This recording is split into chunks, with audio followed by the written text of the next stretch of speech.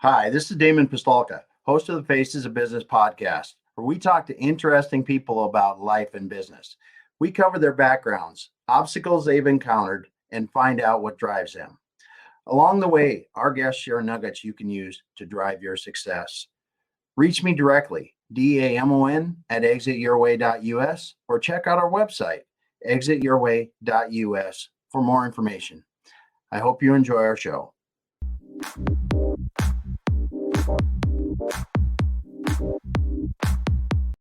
All right, everyone. Welcome once again to the Exit Your Way Roundtable. With me today, I've got Jeff Baietto with Injoy Global, and just happy to have you here, Jeff. So great to be here, Damon. Thank you. Yeah, well, it's Pete Alexander. I just want to give him a shout out here. Professor Pete Alexander. Professor Pete. Yeah, Professor Pete. I always laugh because Professor Pete lives 20 miles from me, and we have not seen each other. So it's so funny. But he lives across the sound here, and so water has separated us for a while. But we are getting together this fall. Good. But he had you on his podcast, and we connected after that, and now you're here today. But what we'd really like to do is learn more about you, Jeff, and where does it really start with you, and how do you go from getting as we talked a little bit ago, a master's in spiritual psychology to founding and running Injoy Global today? Sure. Well, if you don't mind, I'll give you a little bit further backdrop than that. That's even better. My story starts, so 8th grade, I was, whatever that is, 12, 13 years old. And I had what was kind of clinically diagnosed as a bad attitude. I was that kid. I'm from a small town in Wisconsin, 9,000 people.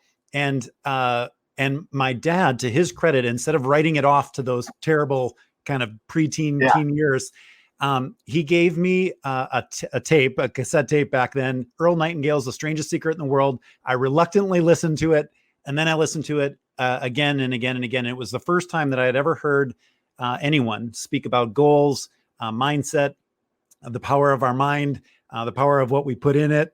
And that put me on a course. I then during high school, never listened to music. I was a self-help kid. I listened to everything I could get my hands on. And I was the most positive kid in my hometown by a lot.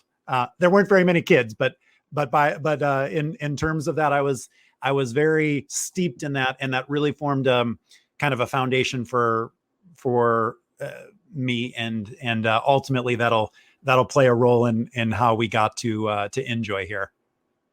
That is something. Yeah. I mean, because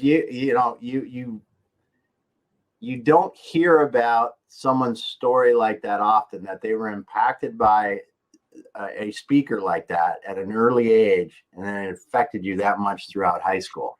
I then got Zig Ziglar's See You at the Top series, seven cassette tapes. And during high school, I could have, if he was ever sick or had a voice, if he ever lost his voice, I could have substituted. I knew every word of every single cassette by heart. And I don't think I could have done it with his Southern accent, but I would have sounded like I'm from Wisconsin, but I would have got through it pretty well. So yeah, I lived Zig, and Tony Robbins had just come on, Dennis Waitley. Yeah.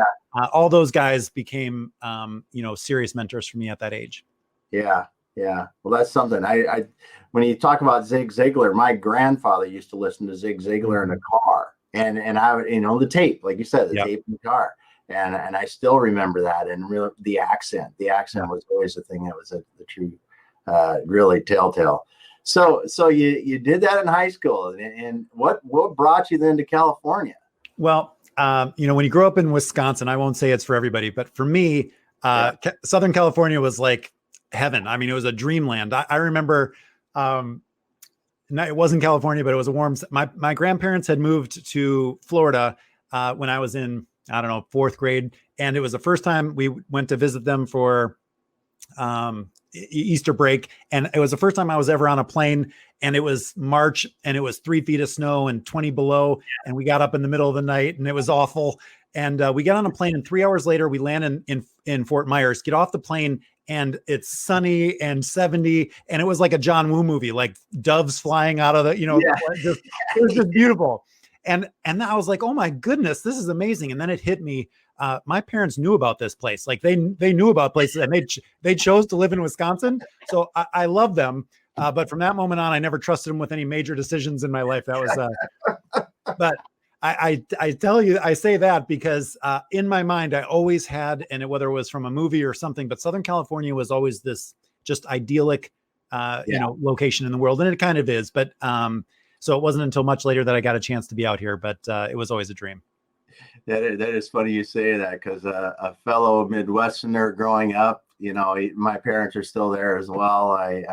They talk about the winters and they say it's not so bad. And I'm like, well, okay, I guess if that's the way you have to look at it. Yeah. But you're right there. Well, that's cool. So you've been out in California for a while now. And so like I said, so talk about that transition after you're, in college and then beyond to kind of get to where you're going today. Yeah. So short, I'll try to make this short, but basically I did go to school in the Midwest, as I had only applied to faraway schools that were like in warm places, but I ended up going to a small school in St. Paul, Minnesota, the only place that was colder than where I actually grew up. Yeah. But a lot of reasons brought me there. And finally, when I graduated, I was so excited to go somewhere warm. I moved to Mexico, ended up teaching English there. Wow. And then, which was great. And then I wanted to stay traveling, but, earning pesos in Mexico that wasn't going to work for long term. So I came back and I ended up getting a job that sent me to Europe. And so I spent a couple of years in Europe working over there, which was amazing. That was a great way. I had been there in college, but it was very different when you have a corporate expense account. That's a better way to see. That's a better way to see Europe. Yes. And so, but then I really I was entrepreneurial by heart. And so I had been kind of longing for that, and got a chance with my best friend from high school or from college and his brother-in-law. They had started a company, a video game publishing company. So in Austin, Texas. And I ended up joining them as a partner.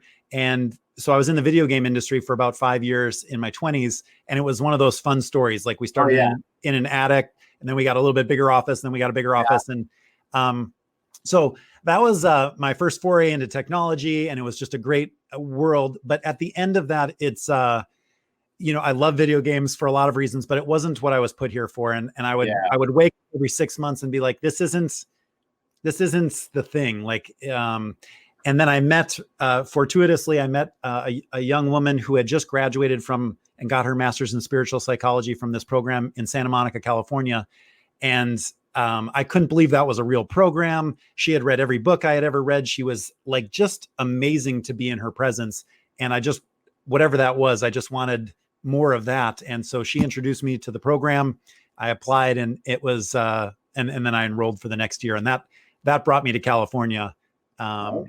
Along with a girl at the time. There's usually a girl involved. So that happens from time to time.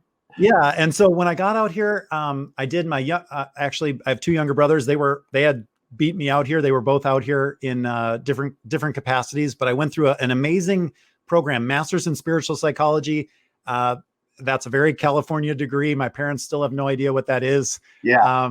But it was a beautiful program where, we used ourselves as guinea pigs for 2 years to really dissect our lives, what was working, what our beliefs were, how we could, change and create from the belief level. And it was, I just met some amazing people, became very steeped in what was possible personally, and, kind of went on a journey there. So coming out of that, I started coaching. I built up a coaching practice with corporate people. That was my crowd.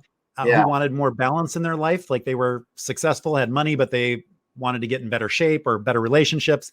But the problem with coaching was there's only so many hours in a week, and you really top out pretty quickly. And I miss technology. And so I was excited.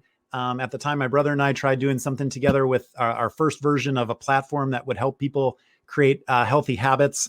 That went a little ways. And then we he's an amazing chiropractor and was building his practice. So he got busy there. I got a few corporate clients, and that got me into corporate America.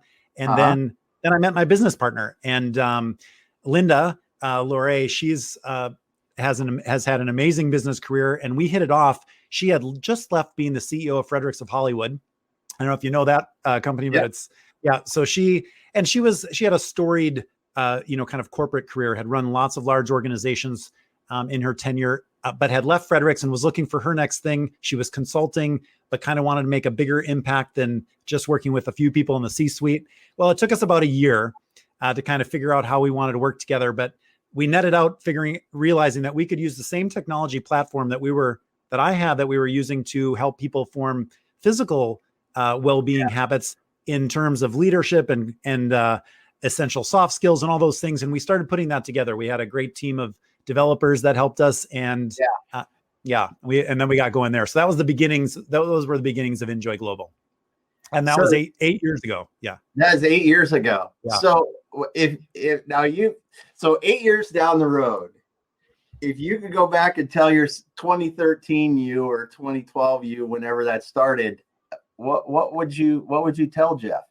I think at any stage of my life, if I was able to go back, I would tell myself to relax a little bit more. Like I really, there's always been an anxiety around the future for me. And I don't know where exactly that stems from, but, but I think it's pretty common. And I think for me, the idea of being able to relax into the moment, knowing that growth is going to take time, that, that life unfolds and things aren't going to go the way that I wanted them to all the time.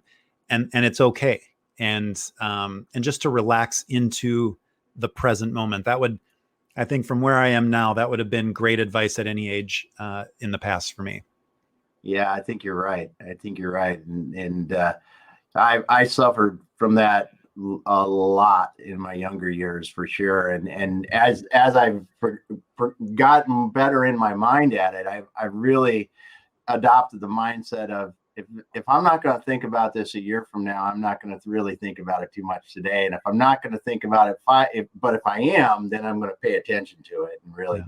But other than that, you just got to let it go, because it does. Everything takes time. It takes time.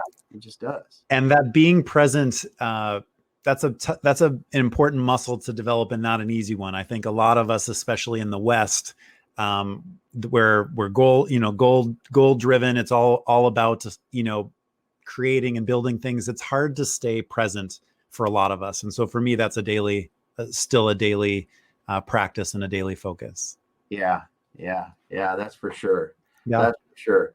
So we'll talk a little bit about Injoy Global, but you've got a podcast that you've got how many episodes now? Well, I think released our 82nd episode today or yesterday, and we'll hit 100 before the end of the year.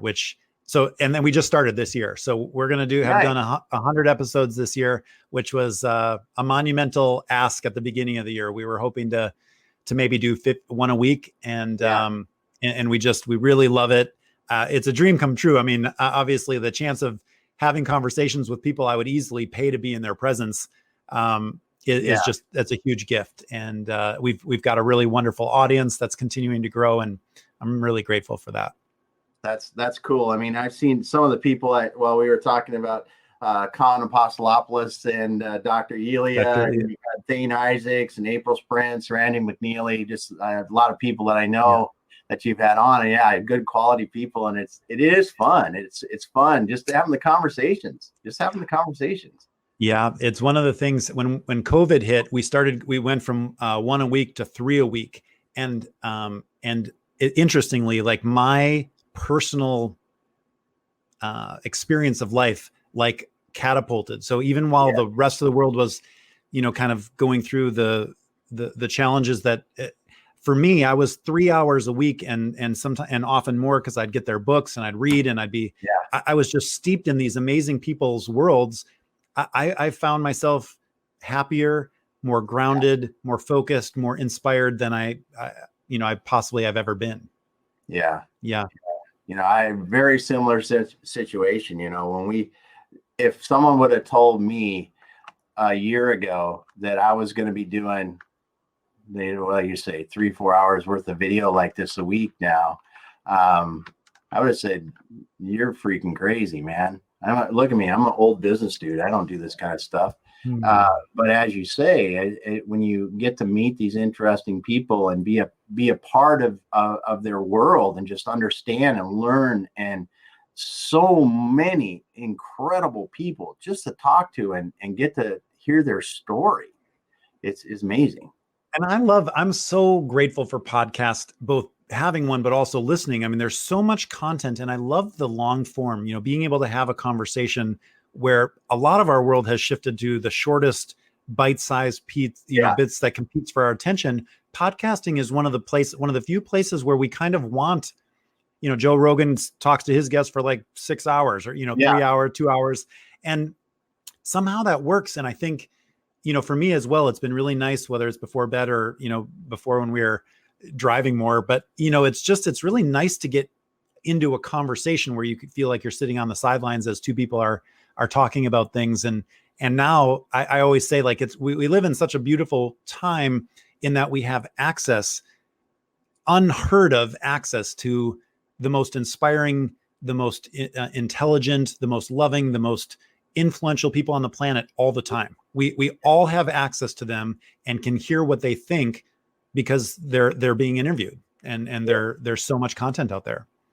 Yes, that is so true. I don't even know what to say beyond that, because it's mind-boggling when you start to go out and you go through the podcast ecosphere and just look and listen and taste it a little bit, because there is so much and there's so many different people to sample.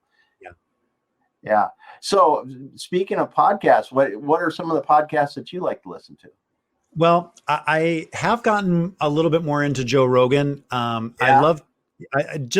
He's not, just in certain ways, I like that. I don't know. I mean, he's at the top of the game. So it's always curious to, who I really am liking is Tom Bill. I'm not sure if I'm going to say his name right. Tom Bilyeu, Impact Theory. He's fantastic.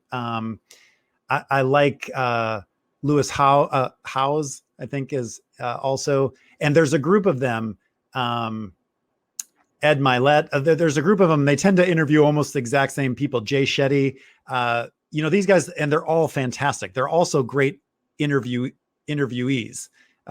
Tim Ferriss obviously is. I listen to him whenever I can as well. Like they're giants in the game. So, they're wonderful. So.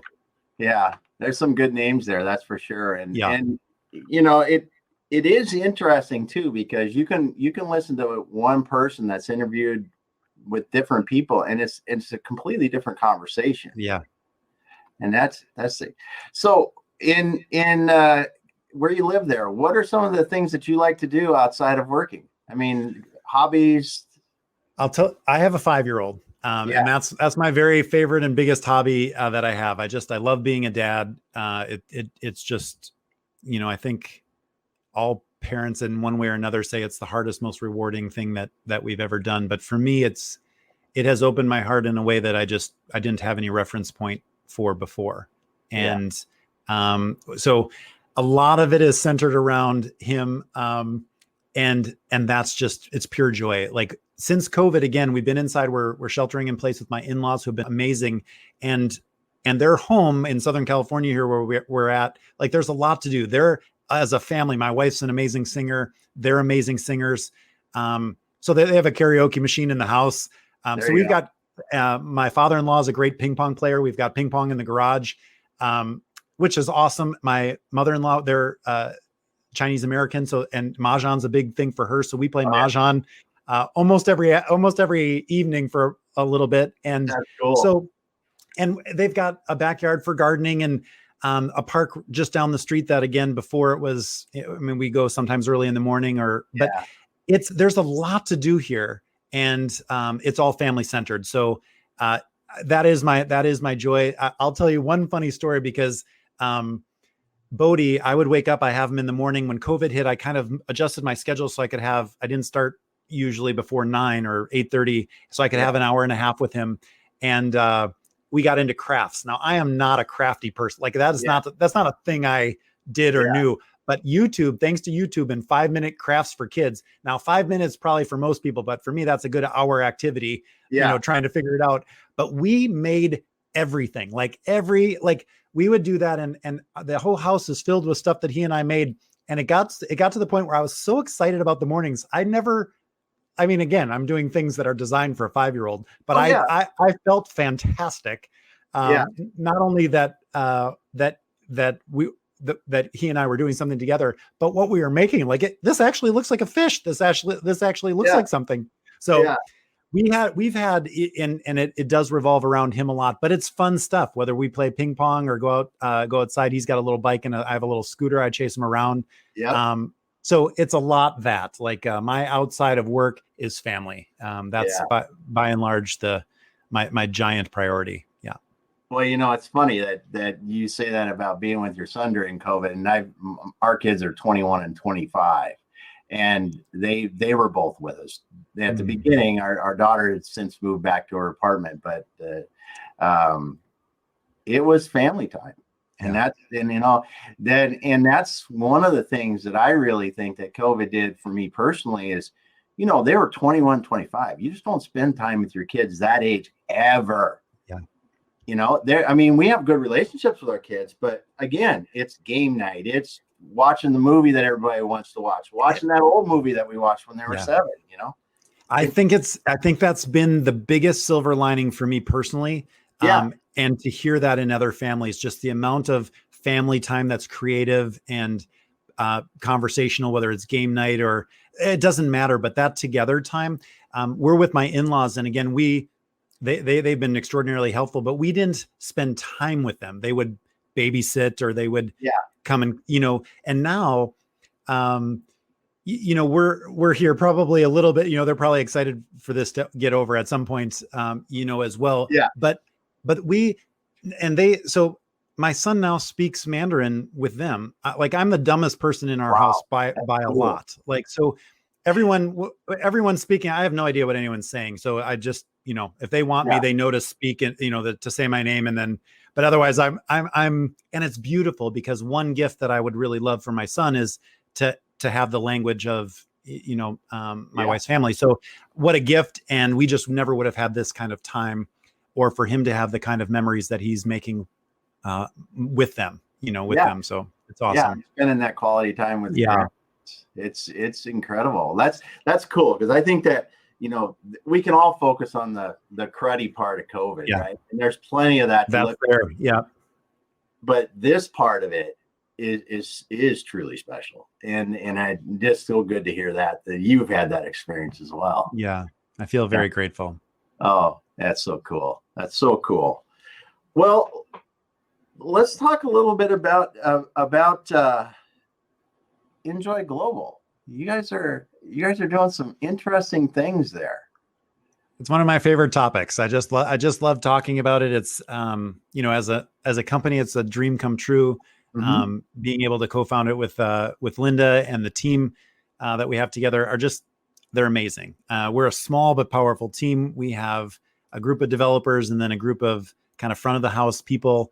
And I was just, anyway, it's been built again, I think this, but building a team is, it takes a little bit of luck and a lot of work and all those things. And the people that have chosen in to work with us are amazing on all levels. And what we're creating as a team, I'm just so proud of. And each of the individuals, literally one of them coming out, the entire thing falls apart. So each person is absolutely essential, and it's that's been a joy. So Injoy Global, for the last 8 years, we've been in corporate America, and we are a software company. We created a platform that makes 30-day challenges, like a gamified series of 30-day challenges for employees to build the muscles of the essential soft skills. So we used it under the culture umbrella, but they'd work on emotional intelligence or the core values of the company or leadership mindsets or behaviors. And they would play a game basically where they would be practicing this and ultimately building those muscles, which has been amazing. But recently, and this is just the most exciting part, is we're entrepreneurial by nature, and our kind of our tribe, our people are the creators, are the authors, the speakers, the trainers, who the boots on the ground, the people who are really, their mission in life is to help as many people grow and develop. And so we're using our platform now to make their content experiential in a revolutionary way. So if you can imagine any book that I've got an entire bookshelf of books that I've devoured, or some that I haven't read as much. But if you ask me how much I'm actually implementing from any of those books, I'd be hard pressed to tell you like, oh, I'm using that, or I actually did. And that's not our fault. Like a lot of us have that story. It's not actually our fault, because we're not designed to assimilate a lot of information at one time. And it's even harder for us to create a new habit or in our already very busy lives. So having a simple way that virtually holds your hand while you work on the things that you want to work on, this is where the future of learning and personal growth is going to go. It's going to be a series of 30-day challenges where people are being guided by their favorite leaders in whatever topic it is, that are virtually holding their hand while they try on the key elements of whatever, becoming a better leader or starting a business or having more confidence. It doesn't matter. We had 400 high school kids in the spring practicing empathy, like working on empathy, and 400 junior high school kids working on resilience. It doesn't matter. The idea of just practicing stuff that really develops character and that develops, a higher quality of life. We get to be a small part of that for a lot of people, which is cool. Yeah, I'm writing that down because, man, I tell you, I never thought of it in that way. When you talk about practicing empathy or resilience in kids in high school and stuff, and there's such an impact you can make in that kind of thing, because I'm often sad because there's a lot of kids that don't have the influence that they need in their lives at home, like we were talking about you with your son and things like that, that these kind of tools would help them develop themselves a lot better. I mean, all leaders, I'm sure a lot of the people you've interviewed, like the qualities that make people truly successful aren't what we learned in school. It's just not. No. It's just not. And so where do we get that stuff? And it is often it's only if we're lucky enough to have had a mentor or parents who were around and had time and conscious enough to work on those things, or if we, like the very small percentage that somehow luckily defied all the odds. Yes. But most of us, the giant majority of us, could use some help. And our educational system isn't designed to build those muscles. So we're left to do it on our own, which is, again, why the self improvement and the personal growth industry is huge. We crave that. But the problem, there's big holes in those business models. If you think about reading a book or going, the example I always give is, I don't know how many training seminars or workshops I've gone to, but even if I take copious notes, I'm writing, I'm committed, I'm totally sold on this, I'm promising myself I'm going to apply it, within a couple of days, I am right back to where I was before the challenge. And if most of us are being before the workshop, if most of us are being honest, that's a very familiar experience, because left by ourselves, it's hard to create accountability and structure to implement a new thing. So we're using the platform to make that easy and fun. And we use positive psychology and gamification. And that's that's the magic formula to really make change, not only fun, but work. It is. And Professor Pete's been on here. He said he's working with you guys on a stress 30-day challenge. That will be awesome. This is and again, now Professor Pete is an expert in stress reduction, management, all those things. And that's great. He's studied it, he's a professor. He just understands things. But if you think about it, if he could hold my hand for the next 30 days and make sure I was doing the things he knows would help me move the needle in terms of how I deal with stress, that is awesome. And he's put it in a book. He's everyone's doing what they can, but the next evolution is being able to be in their pockets. So we're going to put Professor Pete in everybody's pocket, because when they need it, he's right there. And using a little bit of, using the formula that we have with his content, you can imagine how powerful that'll be. Well, the positive reinforcement formula, or the stuff that you guys add to the content, And then the repetition over time. I mean, I've used repetition over time to try to develop new habits, and I'm not, but I'm a to-do list kind of person, a task list.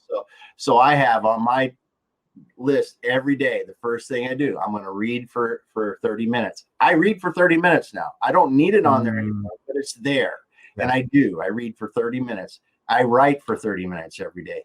But if I would not have had something like that was poking me for those first 6-8 months, or however many, the first 30 days at least, to set the habit, and it just really wouldn't have happened. Well, I think it's super easy when we think about it, but most of us approach our personal development like, I'm going to go to this 2-day workshop or this 5-day seminar with Tony Robbins, and then I'm going to be in shape for the rest of my life. I mean, that's kind of like going to the gym once in January and saying like, that's good, I'm good for the rest of the year. This is a daily practice. It's something that we need. It's exercise. So we hear the terms 21 days or 30 days to form a habit. The truth is that's the amount of time it takes to form new neural pathways. But if any of us have ever made a commitment to go to the gym and we made it 3 weeks, are we still going? It's not a guarantee. It's giving us the best chance to form a new habit only when you really take it to heart, and however long you needed the support until you didn't, in writing and in reading. And that's what we're saying is like, have the framework. How can we? Now we can use technology that if you have great content, which you do, people do, the content's there. That's not the problem. But information alone is only half of the equation. We have to apply it. So now the big challenge is, how do we help more people apply what they know, that what they already know would really move the needle from? And if they don't know, that the expert or the author or the trainer knows, if you'll just do this, this will really move the needle for you in your life. That's really, really cool, because it is like, it's in the application. It's in the application of it, and the consistent application is really, if you're gamifying that, it changes the whole thing, because we've known for years and years and years that gamification, it increases the learning potential like crazy when you do this stuff. So yeah, the example I always get, like, so I'll give you our game of, let's see what our habits are. Beautiful. So we use positive psychology and gamification. Now, positive psychology is basically, it's a science that studies how good we are, how we perform when we're in a positive state of mind versus negative or neutral. Now, we all know that we're better when we're in a positive state of mind. We're more patient, we're more creative, we're better partners, we're better leaders. But just how much better is what the science is showing us. And it's not a little bit, it's a lot. But the more important thing is that working with neuroscientists, they're finding that there are some simple but powerful exercises that no matter where we are on the continuum, we can all learn to move into a positive state of mind more frequently and stay there longer with practice. Now, what's great about that is if you've ever, I always like to show the slide. If you've seen a brain scan of someone when they're in a positive state of mind, every single learning center turns on. We literally light up, versus when we're in a negative state of mind, it's just darker. And the statistics are, I mean, every single business metric improves. It improves. Every single quality of life metric improves when we're in a positive state of mind, and not a little. They improve a lot. So the keys to the kingdom for us are, if we can build challenges where we're helping people get into a positive state of mind more frequently and stay there longer, they're the best version of themselves while they're learning whatever they're learning, while they're working on whatever they're working on. So that's the first part. And then gamification is just using elements of a game applied to a real world activity to trick the brain into moving it out of another thing on our already overwhelming to-do list and into something that we get to do. Since I come from the video game industry, like that's an industry that's studied billions of points of data to see what kept people playing stuff. And they figured out there's like 7 elements of a game that trigger certain parts of our brain to want more of that. Well, and that's awesome that the data's there, but parents have known this for thousands of years. And I always use the example. I have a 5-year-old, and if I want him to clean his room, like I'm the dad, I'm bigger than he is, I can make him clean his room. And that's one experience. But if I tell them about the one little boy in Oklahoma that currently holds the world record for the fastest cleaning up of a room ever, it's 4 minutes and 32 seconds. And I don't think it'll ever be beaten. But if he wants to give it a try, I'm happy to get the stopwatch. Papa, get the stopwatch. I know I can do it. Let's do it. And that gets the same thing done, but his experience totally different. And as adults, it turns out we're not that much different. If we can trick our brains into feeling like we're playing something or getting to do something, even something like personal change or personal growth, we can move out of this is work into something that this is play and fun. That is incredible. Yeah. That's incredible. Plus, it makes me think that I wish I would have known you about 20 years sooner. I would have been a lot better parent. But it is interesting. It's really, I can see where you get pretty fired up about this, because the applications are endless almost.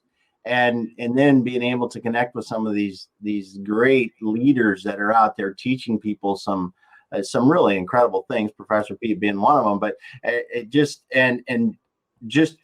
because of the impact you're going to make. We in corporate America over the last 8 years, we've had tens of thousands of employees that have gone through, challenges, and we have thousands of testimonials of them saying what working on, their attitude and their relationship skills and their emotional intelligence around whatever else they're working on has really impacted them, not only in their business, but as people.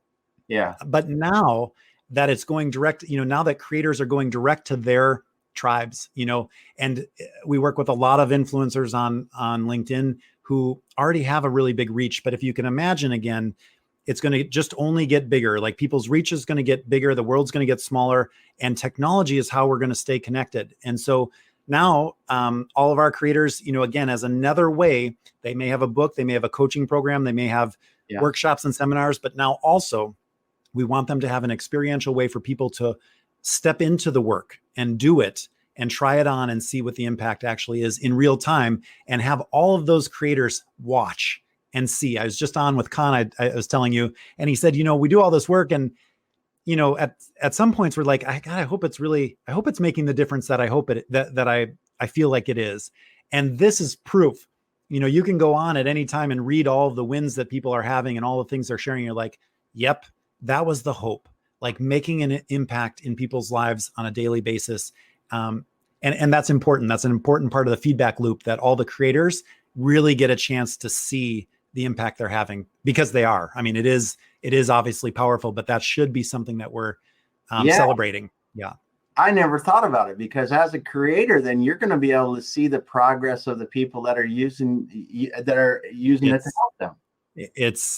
It brings tears. Honestly, when I go into any of our creators ones, and I just read and our entire team does the same thing. Whenever we're not feeling great, we go read, we have a thing called the Wall of Wins, which is one of those exercises that basically, you think about it, most of us only celebrate big wins, and which only happen once in a while. And even then, we're not that good at celebrating those usually.